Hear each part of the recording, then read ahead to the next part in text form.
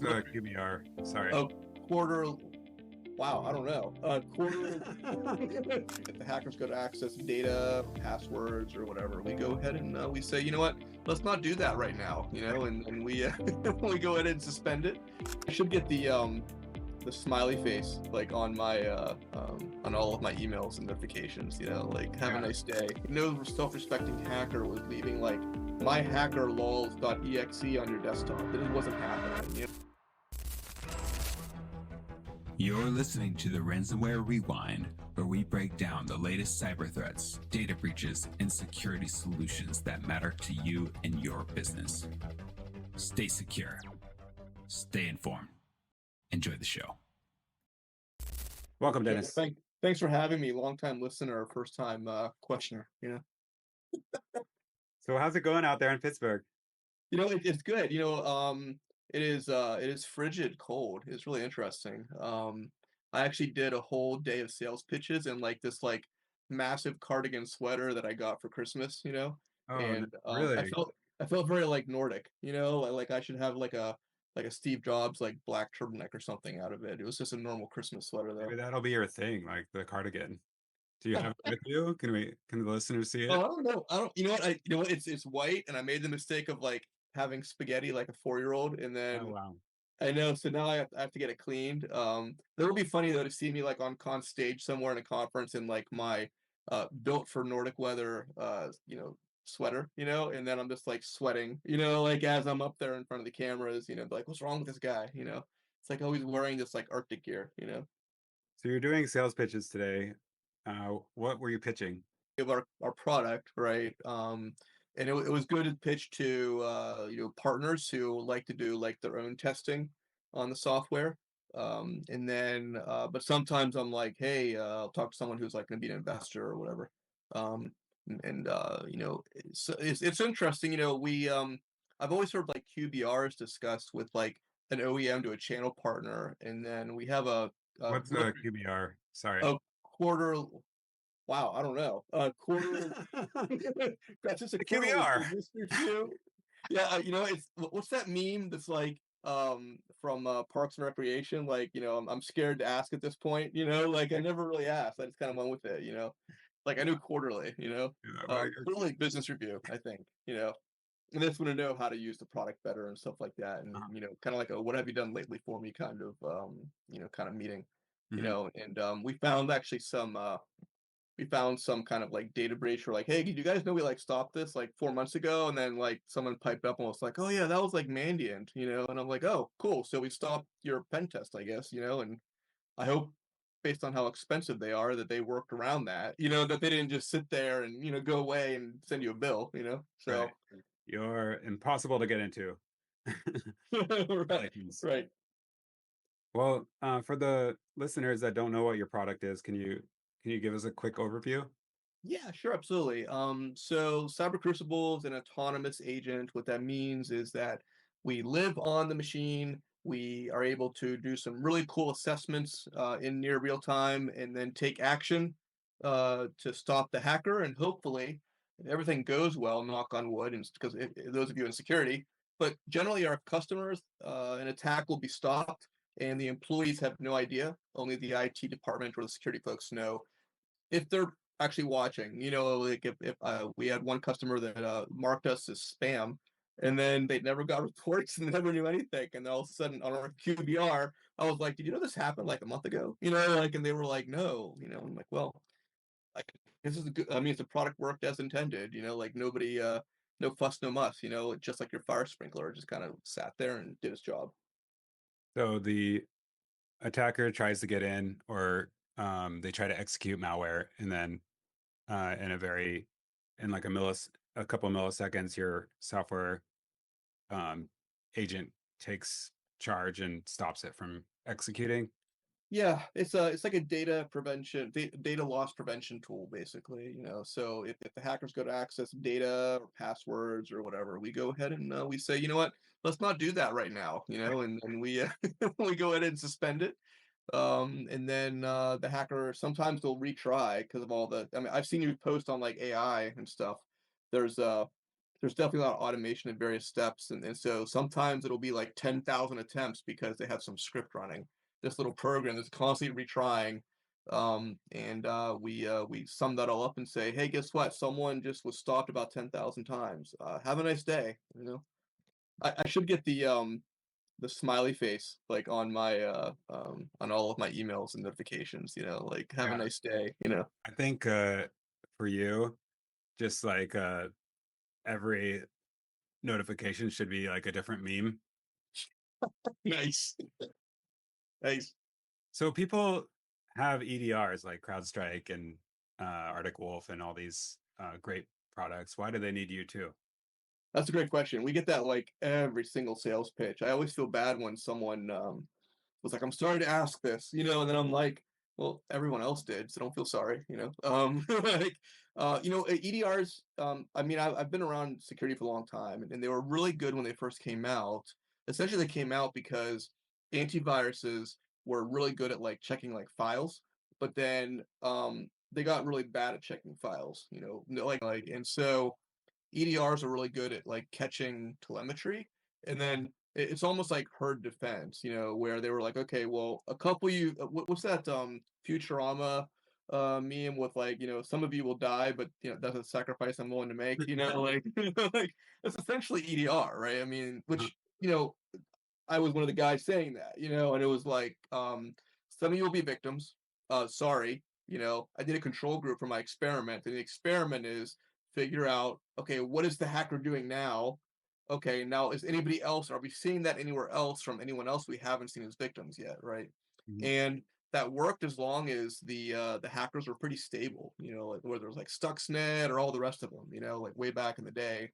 And that worked well, but then the hackers like they're not going to be stagnant, right? So they started to evolve, and it's almost like I don't know if anyone's ever read Michael Crichton's Andromeda Strain. It's like from high school required reading back in the day, but the virus was like of our product, right? And it was good to pitch to partners who like to do like their own testing on the software. And then but sometimes I'm like, hey, I'll talk to someone who's like going to be an investor or whatever. It's almost like I don't know if anyone's ever read Michael Crichton's Andromeda Strain. It's like from high school required reading back in the day, but the virus was like mutating faster than anyone could do anything, Mhm. and that's kind of what the hackers have done. They're like, well, okay, I'll just keep on mutating so fast that you can't ever keep up and build a signature to deploy. Um, so we said, you know what? Let's figure out if we can make it that no matter what signature is coming out there, what hacker technique is mutating, that we can just say, you know what, we're going to stop that, and then we're going to figure out why exactly later. That's Cyber Crucible in a nutshell. Cool. Yeah. Okay, I'm reading this book called Ghost Fleet right now. I think it's required reading for like government NSA type jobs, where it's about like possibility of like World War III, Oh um, wow. and how it would go down. And the Ghost Fleet is essentially like all these ships that are on ice because they're like analog, and they're like the government's insurance policy in case like these connected ships get all like hacked, right? Nice. Um, but the way that the virus got into like the government agency in the book was it jumped from a cell phone to an RFID chip. Um, is that could that happen? I mean, the RFID chip would have to be like writable and everything. Normally they're just kind of like chips that just wake up and give out a signal. They're not programmable. Mhm. I guess, there's a certain number that are, right? But then also there's not much room to do much, right? So like they don't it's like if I'm going to you and being like, hey, Joe, I want like a programmable RFID chip and I need to do these things. Mhm. And you're going to be like, okay, well, let me do the minimum to fit into like the price I give you. Like it has to be 3 cents per chip. Mhm. Well, you're not going to like go out and be like, let me see how many SSDs I can cram into there. How many hard drives can I cram into this thing? You're going to be like the bare minimum, be cheap, be Is it profitable. possible for a virus to come into or malware to come into your system in pieces and then put itself together later? Yes. Yeah. Actually, we stopped someone at a merchant services firm where they actually you can do that and that's fancy, or you can just like pass the source code down because a lot of machines out there have the ability to compile programs. that like nobody uses, and so we actually had one where they went on there and they were compiling the malware right there, building the malware in memory, and to run it, right? It was pretty wild to see, and I was like, huh, I never thought about doing that before, but or I guess you could do it in pieces, sure, until like I don't know, like some big superhero, Mike Myers comes and saves the day. I don't know. Right. Okay, so Yeah.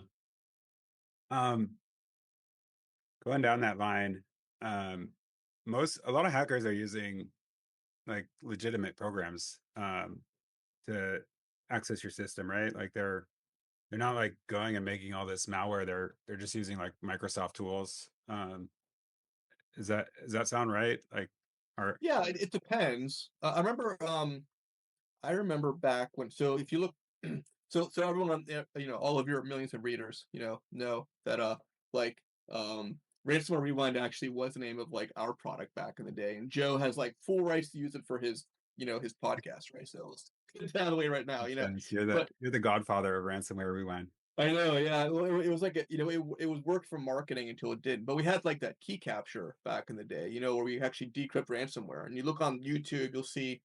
I should give you the YouTube channel actually. I should see like I don't know if there's I guess you took it over, right? You name your channel Ransomware Rewind. Is that right? Yeah, maybe you had a Okay, great. service or something. If you're not, let me know, and I'll make sure to like I'll pass the torch. I don't know, but like we have all these like decryption videos, right? And they stopped something in 2020. Well, to your point, right? They were using the Windows cryptography libraries to like create keys and settings.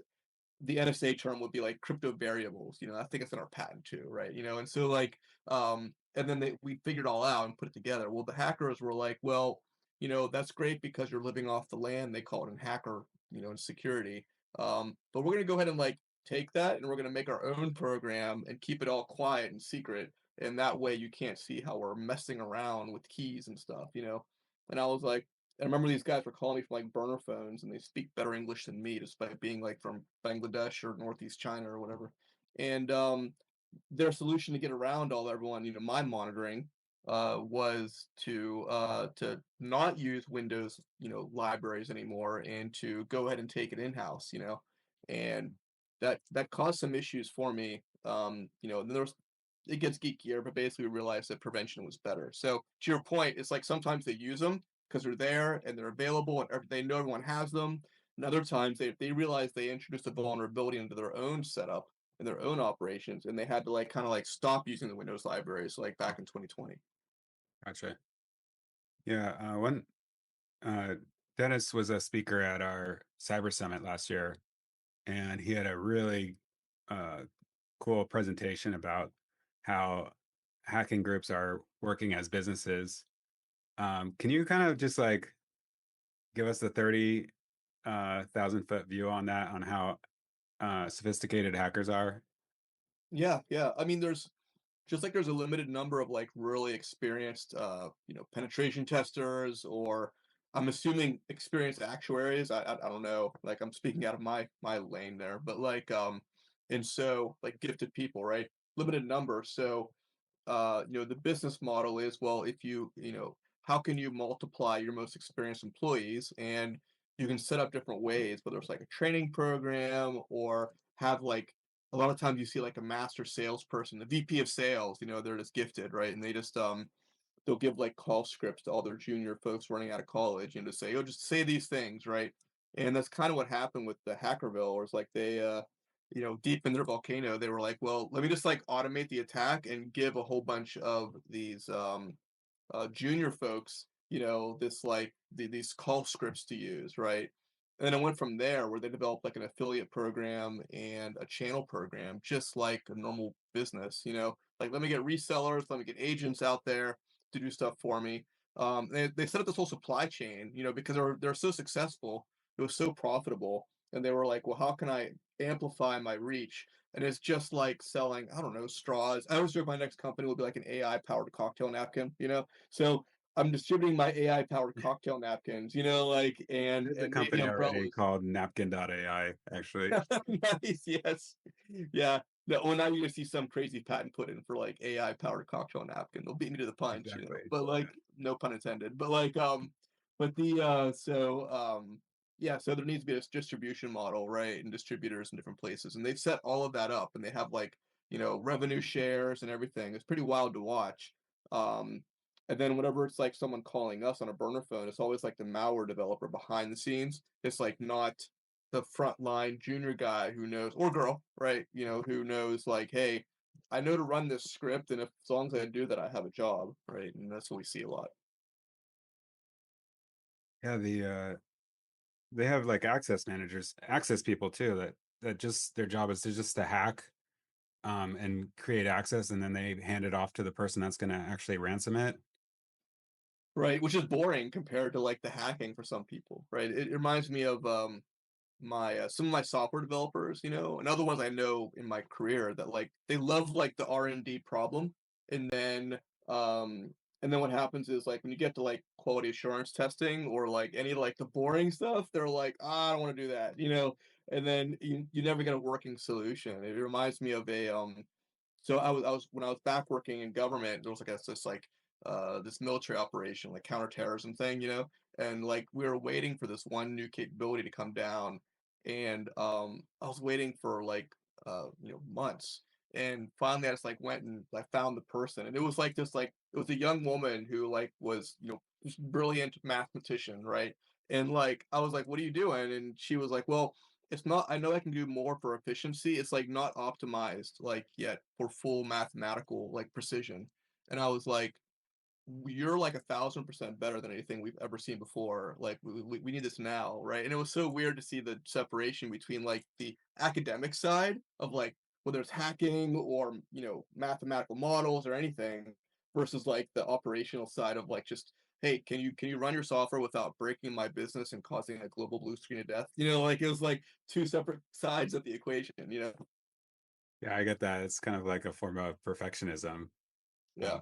where she's afraid to ship something. I feel like that. I do that when I'm editing these podcasts. Nice, nice. My partner's always like, "Where's the podcast, Joe?" I'm like, "I just need to go and and fix the audio a little bit more." I get it. I get it. I went through well, here I am saying but I went through and every now and then I'll be like, let me just go ahead and remove all of the unnecessary words. And I end up with like this max headroom type situation because there's so many unnecessary words. I think, the newscasters are safe from me taking their jobs because I'm not quite as smooth, right? So I took what you're saying. Well, for the newscasters, all you have to do is talk in little bite-sized chunks. They just want like a one-liner. Nice. Um, it was who's the guy that did Cosmos? Um, the uh,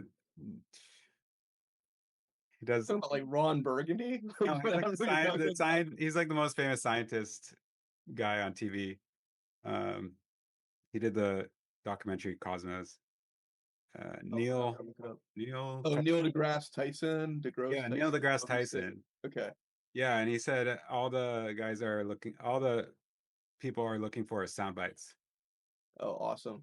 So you don't need to like give them a big explanation, just give them like a sound bite so that they can take that and put it on their story. Uh, Awesome. so I that's guess small words too, huh? Like every now and then I'll tell someone, I'm like, well, now that that soliloquy is done, and then it. sounds like that's not the way to communicate now. Exactly. I saw an article with the about I think they're bringing back Vine, maybe. Wasn't Vine the one that was like 6-second clips or whatever? Like I think I don't know. It could have been like I rage was bait too slow to content. get on Vine. I like was Nice. I was Was like signing up for an account and it was like, well, Vine's no more. Oh, so okay, I was gonna say, were you the one writing the article, like a guerrilla marketing campaign, like let's bring back Vine? Well, I thought that the people that were using it right were pretty much geniuses because they took Vine and they would, 6 seconds, right? But they would put it together like a tweet storm and they would have like these 6 second clips, like, um, going uh, continuously to like tell a whole story, which was Yeah, the people that did it right was really captivating. I believe it. There was a so my daughter's 15, and she always has like, sometimes she'll come down to the watch her influencers and YouTubers, whatever, on the big TV in the living room. And I looked up and I was like, I recognized that now woman. And I had actually, in my first business in Pittsburgh, the services company, I had asked her to like make some graphics and business cards for me, before I guess she got into like being an influencer.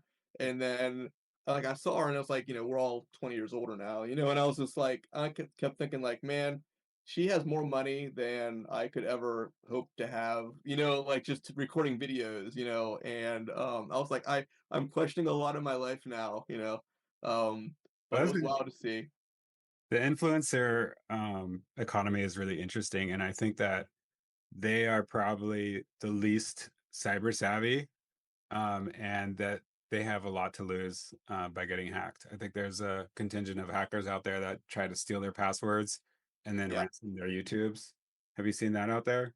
Yeah, actually, I've seen it before where we thought it was someone, when I say someone important, that's kind of like not the right way to say it, but where it was Influential. like a celebrity. Yeah, like basically it was like it wasn't important to the enterprise, but it was like it was an account that basically fed back to a influencer, and they like this person was just like tracking this woman, as she was going to like internationally shopping and Dubai and everything, and it was like a whole set, as if it was like a VP at a bank, or CTO at a bank or something, So I see that, and you know what, I saw we gifted a channel partner some licenses for like Christmas a year ago, and then they kind of disappeared, and then one day like the licenses showed up, and it was um some of like the cam girl kind of stuff, like, and we only knew because like they were their logins and we were protecting them, and they were like someone was trying to get access to their account, right?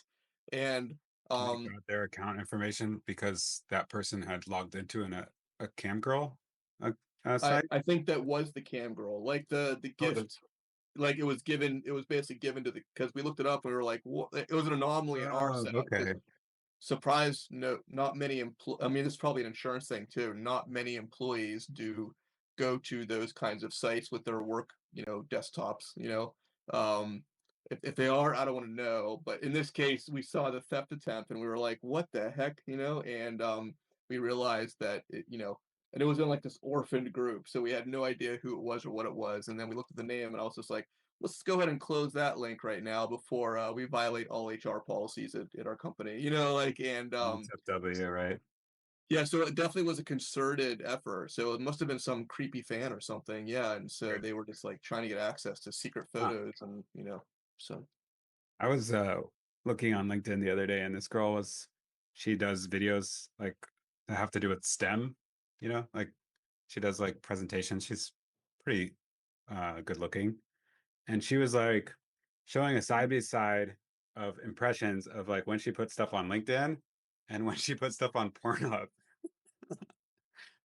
and how much like wonderful. more money she made from putting it on Pornhub, just like her Yeah, doing her like uh STEM presentations, like with all her clothes on, just yeah, talking about like, cybersecurity or whatever she was talking about. So right. I found that kind of interesting. I had for this the crowdfund, we're targeting like building a community of like security experts, to as investors. Great for customer acquisition, partners. I always joke, people that if I take a 90-degree turn the wrong way, they'll be like, maybe don't do that, Dennis. Like, let's have a chat about that one.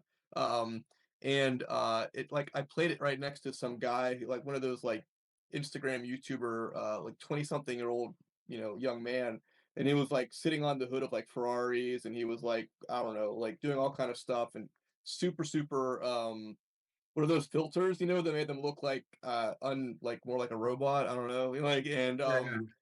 and I was just like, and you can see the numbers rolling in, like, and I was just like, and it was selling some NFT or something, like, and I was like, man, like, I always question whether I'm doing this wrong or not, because like, here I am trying to do this super advanced security thing, and this guy's selling a dream, and just Well, raking in the cash.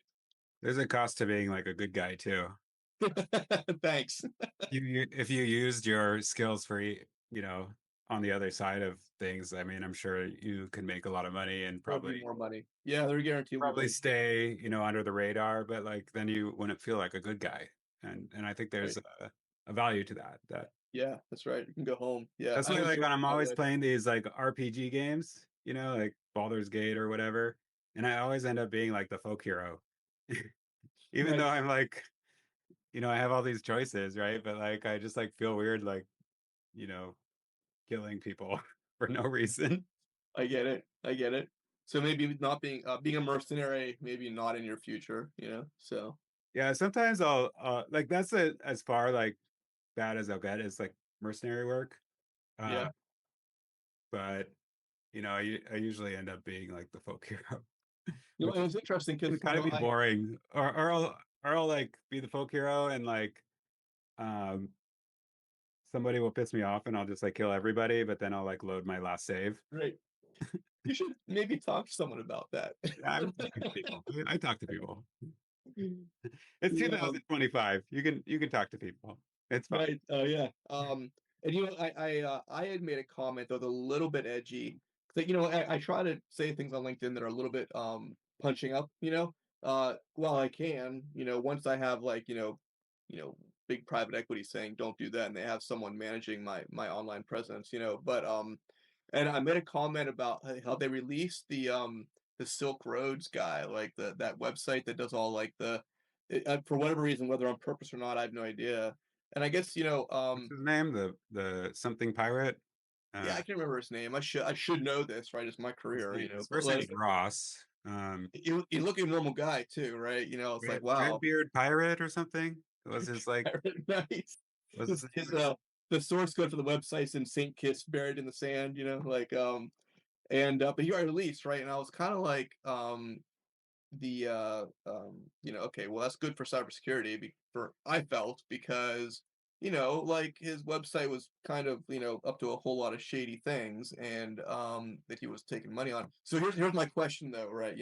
Because I saw you comment on my comment, right? And I was like, maybe I should answer offline. So I'm not going to answer here, right? But the question is like, so let's say that he comes to you guys, right? C3 Insurance, and he's like, hey, I'm going to start a new business. I want like it's going to be a website forum, and I want to customize E&O policy or cyber policy, right? Like, so how would you guys approach that, knowing past sins forgiven, right? Would you have like an extensive questionnaire period, or would you like find a customized like Chubb kind of like quote or something? Because you can insure anything allegedly, right? Yeah, if it's gonna be a similar website to Silk Road, then it's probably uninsurable. But I know. I was wondering about, and then like, it would you was like only disclose that? legal, marketplace where Right. they can only do legal things. Then I'm sure we could find something for him. Even Right. And my question is like, it's how silly. much due diligence would you do if he's like just, oh, it's a marketplace for friends to gather, and then you find out it's like what? How would you track that, or was that the insurance? Is like the underwriter's job? Like, how would that work? Um, well, I wouldn't the disclose. underwriters That'd be get like, information from different sources. They have their own databases. They'll look at um, the website they're insuring. okay, Um, they'll do their due diligence on that part. If they're going to look up the CEO, probably not. And then in the application, it's always asking like, is this an adult website? Is this a gambling website? Is yeah, this um, a crypto website? Uh, or do like people can make financial transactions on the website? Stuff like that.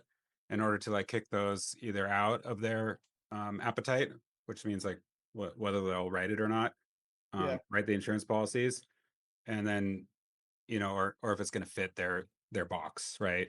yeah, Then we of course have a ton of companies that will fit adult sites and gambling sites that are out of the box. It just goes to a different kind of insurance company like a Lloyd's of London syndicate. uh, yeah. Got it. but I get it. there's as long as it's legal, we can insure it, because in every insurance policy there's a clause about doing illegal stuff, Okay, where that's not covered. So if you're like get in trouble for doing something illegal on purpose, then we can't. The insurance company's going to just deny the claim Got it. Got it. Okay. So I guess they're still insured. They just won't get, yeah, they won't get insured for that, right? Yeah, if they're doing something bad. Interesting. intentionally. Yeah. Okay. Got it. Got it. Oh, sorry. I got serious. I don't get all serious on That's okay. I like talking about cyber insurance. I talk about it all the time. So yeah, we can talk about that. Hey, I did a tiny bit of research on this hack called NotPetya. Do you remember that? It was back in June 2017. that was like ancient history as far as cybersecurity goes, right? I imagine the same exploits you can probably find work somewhere, you know? I mean, they used a combination of Eternal Blue, which was a U.S. created um, exploit to get into Microsoft computers, right?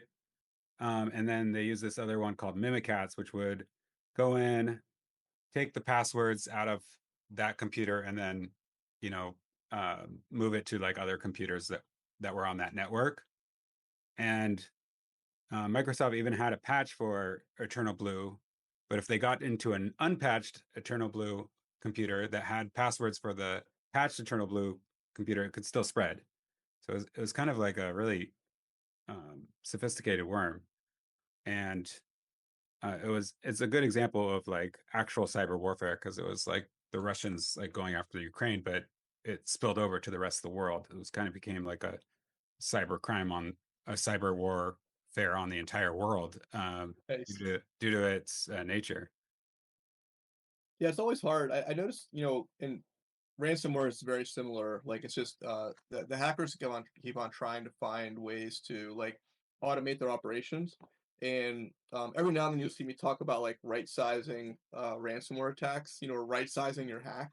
Because if you develop something that's like so so much like this exploding worm, across the world, then like it's probably overkill for what you want. Like and we used to see at the beginning with ransomware where like they would data theft is one thing, right? Because it would go everywhere and just steal data. But I then think like, WannaCry ended up being that. They were like people were getting like these, just pay the Bitcoin and we'll like open up your computer, but it was like it spread so far that the hackers were like, we're out of this is out of our control. Like, yeah, and if you pay, we can't open your computer because this went to like millions of computers. right. And that's the I guess that's the problem, with the hackers is kind of like if you encrypt too little, right? Then like the IT team all high fives, cracks open like the prosecco or whatever, like, and then they move on, right?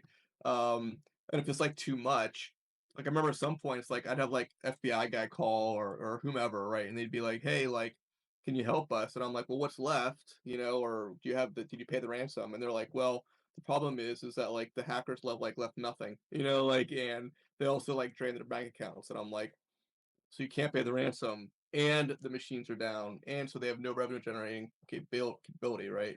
And I was And like, no okay, so they cyber went scorched insurance? earth, the what? No cyber insurance? No, no, yeah. So they just like, and they go down, and I'm like, there's nothing left. Just declare bankruptcy. Like, what are you gonna do at this point? Or sell for pieces, like sell for the server cost. I don't know. And and so I think from the hacker world, right, it's almost like you kidnap someone, then you kill the hostage, and there's like you can't get your ransom now because you got rid of your leverage point that they pay for, right? Right. I And guess it depends on the motivation of the hacker. right. And then I saw one they were talking about they they realized what like almost every sales like every salesperson knows that like every like buyer has like a certain check size that they can actually get out of them, and Hmm. oh, this deal value requires this many signatures kind of thing, Right. and so every now and then I see them like do like a smaller attack trying to like get it to be under the budget of the person they're notifying, and I'm like, Right. that's actually really smart, smarter than a lot of salespeople out there, like so. So I always call it like right sizing, be just painful enough to get a quick transaction, release the CFO's kid, so to speak, like, and then like there you go, back to the races, Yeah, I've heard of people finding out that the hacker went on their server and looked at their insurance policy, and they Nice. found out that they're, have $1 million in cyber insurance, and then they'll say in the negotiation, like, we know you have $1 million in cyber insurance, just let your Yeah. insurance company pay it, and we'll go away. Right. Right. Uh, I always felt like that gave insurance a bad rap because, like, it's not because if it wasn't the insurance policy, they just bring up the bank statement, and be like, okay, how much liquidity do they have? I bet you we can get them to like give like a 24-hour payday loan for this much. Like I mean, I always felt like people were blaming the risk management system, the insurance system, instead of blaming the hackers are just figuring out how much they can charge, so they I don't don't know, see something. Go ahead. yeah, sorry to talk over you, dude. It's hard with Zoom. Um, they could look at Zoom info or Yeah. Dun& Bradstreet and find out like numbers that way too. Just like, hey, we know Right. you make 25 million a year. This is only 500,000. It sucks for you, but don't you want to get back into business? Right. Yeah. Right. I mean, it makes perfect sense to me, but I Can you mean, I think think of they're just getting smarter. any hacks that they weren't motivated by money, where they wanted to like shut a company down? Oh, geez. You know, I saw more where I was really suspicious that the perpetrators were somehow also the victims were also helping the perpetrators.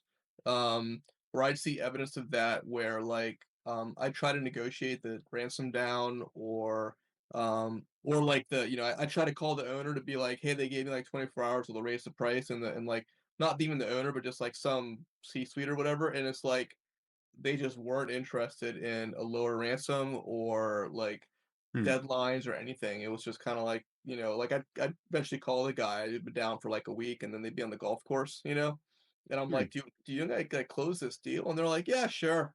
Let me finish up my round first, And I'm like, how are you solvent? Like you're playing golf and your whole company shut down.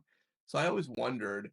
I could never ask. I don't want to know. If I did know, I couldn't talk about it. I'd be like looking outside my window if there's someone following me, Right. but I always wondered about that, because like it just seemed like there were some folks maybe a little bit too interested in the ransom payment taking place, without fuss or muss, and were a lot less stressed out than I would have been, with my business down. So I did see that. No one that I think, and it was during COVID too, Oh, gotcha. so just crazy times, Do you think the vodka company Stolies was purposely attacked to make them go bankrupt? Which one? Stolies vodka. Oh, Uh, I didn't even know about that one. I have this like feed of like ransom companies, and it's just like nonstop. Every day there's like a new article, and I'm like, oh, just it goes spam now. well, I just heard that they were not in good standing with Putin and the government there, and then they like seized their factories in Russia, and then at the same time they got hacked. It just seemed like too many things coming together at once. Right. I see it every now and then with M&A, like where like right before or right after an investment or M&A, there'll be like some big ransom event, and then and I'm like, was that kind of like on purpose to like get some tax-free liquidity, like and I don't know. Like I always wonder about that because the timing. Well, it could be that the hacker was sitting on their systems, waiting for them to have a high risk situation where they would pay because they Yeah, want to see the M&A. yeah. Or the traditional before your investment have some troll like send you like a legal notice they're going to sue you if you want to keep it quiet and because they know you'll have to disclose to the investor. Oh, I can see yeah. that happening too, like you have to disclose this or else the investors will know they might blow up the deal, sorry, like All so. right. There was that one hacking group that like reported a company to the SEC before the reporting rule was actually even up. Uh, Right, right. I heard, I don't know if I figured it was you who told me that or someone told me that like the filing was actually pretty high quality. Like it was better than what they expected out of like even their own employees or something. And I was like, that's hilarious, probably that just they know our rules better than us. yeah, yeah, that's funny. Yeah, and then there's Ashley Madison. That one was Yeah, that was wild. I was brought in where we identified a cookie theft and it was like an executive's personal computer, and it wasn't actually Madison. It was actually a different site that I don't feel comfortable saying, but Mhm. like it was a certain subgenre of sexual activities, and he had gone to there as well. But this executive's computer, like the executive somehow like was involved in like they figured out it was like patient zero for the exploit, like basically the ransomware event, Wow. and now it was good because when I talked to them, it was like the E&O insurance guy for the company was there, and I guess there was like a an umbrella policy for the personal insurance, I guess. And I don't know how they were related, but different line. You know way more than I do about this, stuff. And basically, it was like once I identified it, that was like the end of the communication involving me. Because I don't, at that point, that's probably the right thing to do anyway. I don't need to be there. I'm not Perry Madison. And then actually Madison's dad, maybe I don't know. Right. But like One Perry more Mason, question. yeah, Perry Mason, I met. Wow, so that's a total slip, right? But they I guess they realized what was going on, and then and I don't know what happened beyond that, I don't want to know, but so to that point though, there was definitely an extortion blackmail kind of angle, Right. and Yeah. They said like shut down the company or we're gonna leak everything. yeah, or like we're gonna call your wife. I don't know, like, but I was just like, glorified Geek Squad, with a piece of software, so Right. I did my Geek Squad thing, and then I was like, okay, there you go, you can leave now, the Zoom call. Yeah. Yeah.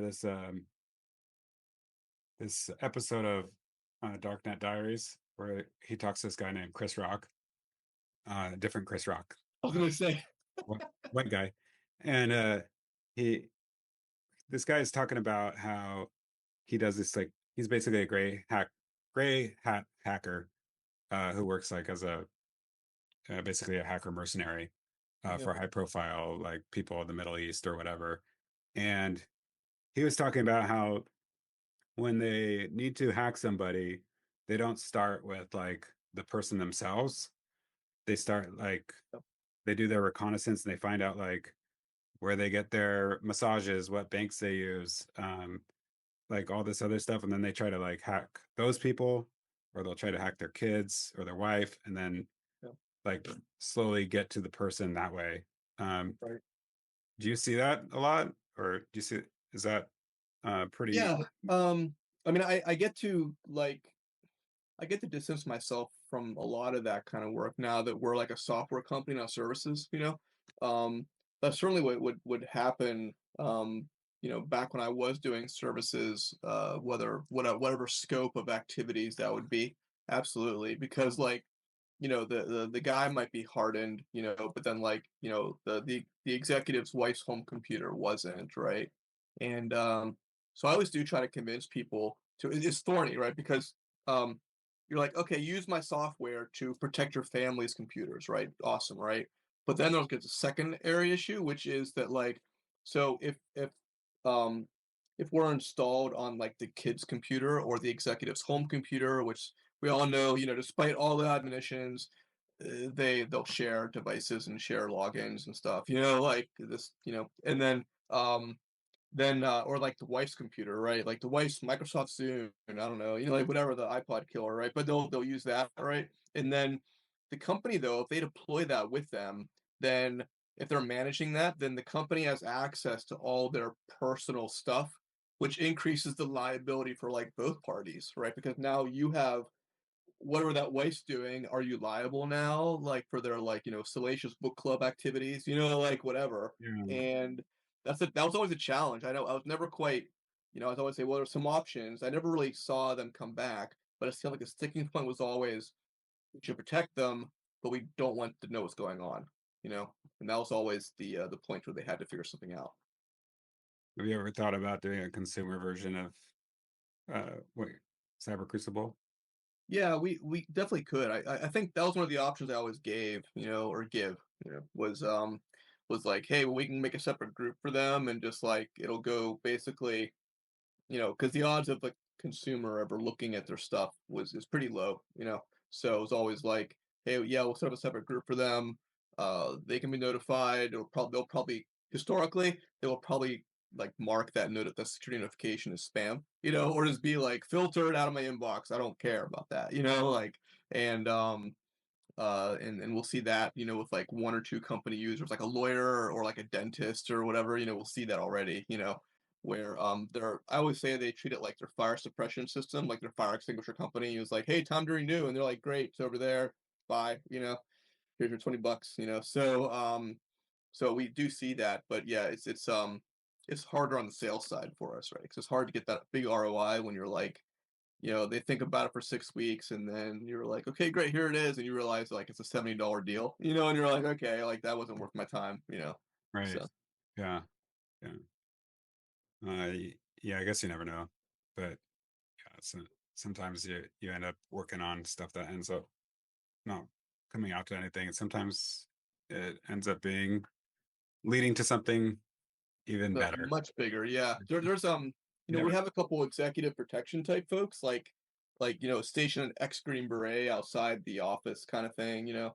And it was actually the exact opposite problem. Where like they were like, look, we just installed like a $25,000 like, you know, camera system for this one, you know, leading to the safe room. I don't know or whatever, you know. I'm like, cool. And then they're like, I'm like, well, you know, identity theft is a problem. They're like, yes, we're very concerned about that. And then I'm like, glad the software that uses AI, some you know genetic with the genetic algorithms and reinforced learning kind of stuff, and then we are able to find the hacker, right? They're like, awesome, great, let's give it to Mr. or Mrs. Executive, right? And then like they're like, I show them the price, you know, it's like you know $100 for the both or whatever, you know. And they're like, okay, look, like we're paying like 10,000 a week for this like ex Navy SEAL to like, you know, walk around with them.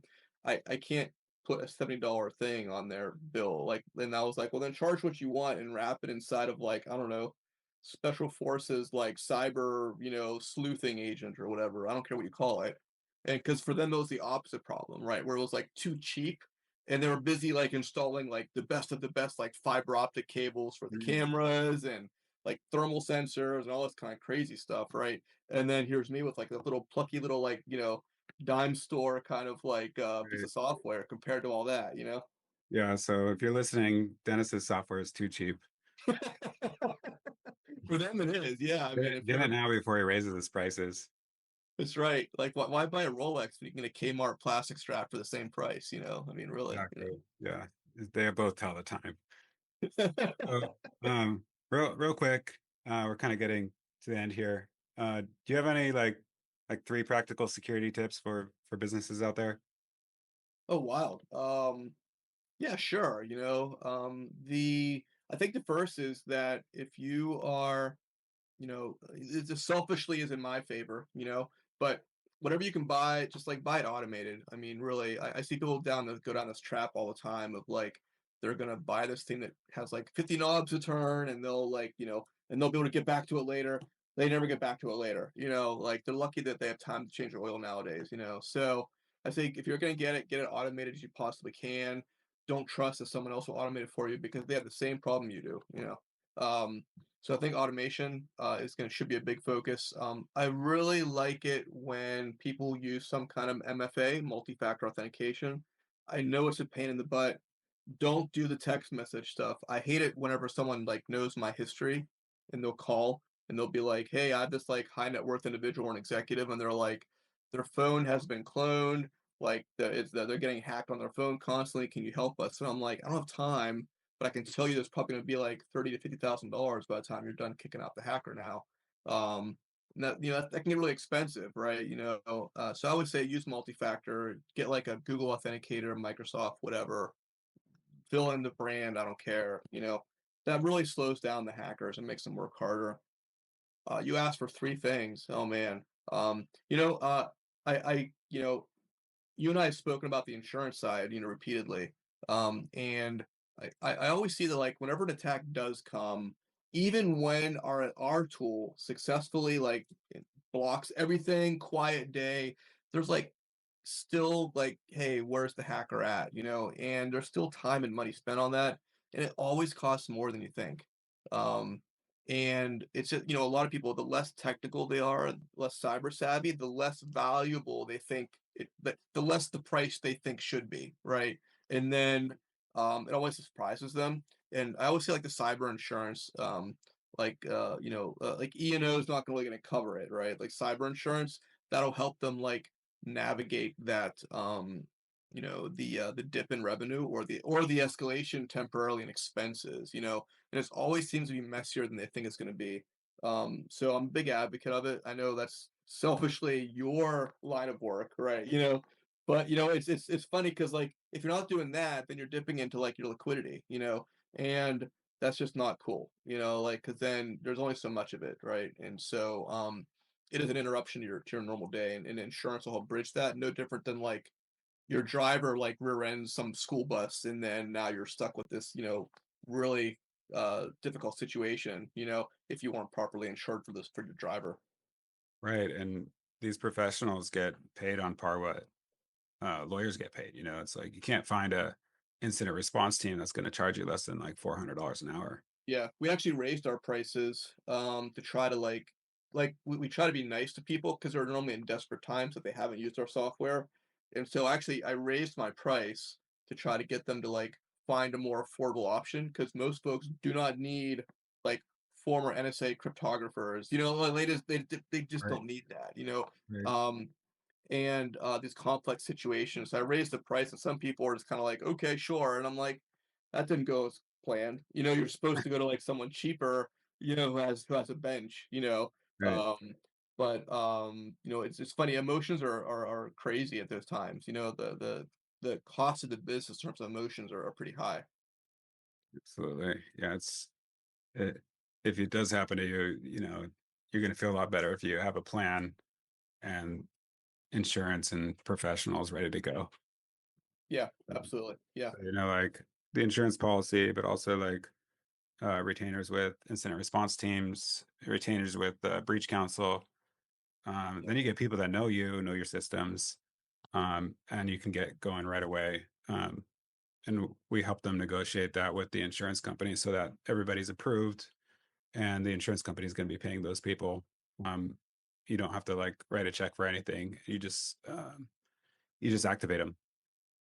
right. Which I mean, I've been in situations where we had something happen in the business where I felt out of control, and I was like making all these decisions, and then I took out this like line of credit because like I was getting hammered from everywhere, right? And it was like a higher interest rate than I could have gotten, and I had to pay it off real quick. But like I get it. Like once you're out of control, like you're feeling like there's too much going on and you don't have the answers, then my banker wasn't answering the phone, there was a mess, right? And this was like a year ago, I guess. And but like having that control, I think emotionally allows you to make smart decisions, and that's really what it comes down to, because, if you're buying the insurance, if you're like that guy, or that woman, like you're in that position where you don't want to be making like knee-jerk decisions based off of like partial information, and you're not an expert in those things, right? So I always like that concept of like having someone ready to go who can be like, let's just take a deep breath and slow down before you do something you're going to regret later on. Nice. Well, we're coming up to the top of the hour here. How do people find you? I'm on LinkedIn a lot. If you see a spicy comment, just say hi. Don't worry about getting in trouble with work. But I like to, I always like to be on LinkedIn. I'm really active there. So find me on LinkedIn. You can email me, and sometimes that makes it through the spam filters. If I respond to you, sometimes I make it through your spam filters. But I'm always around, happy to talk. If it's too spicy, you can always hit me up on Signal, encrypted comms, and I look forward to seeing some of you visit my profile, and saying hi.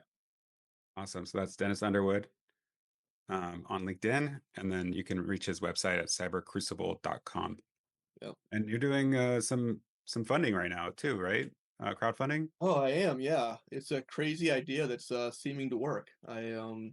Someone showed me a medical device company that's doing it that uh, was able to better align with their customers by having this like emotionally and financially invested group of people that are customers, users, prospects, whatever, haters, I don't know. And they actually it's worked out really well for them. It helped them keep aligned with the customer values and customer expectations.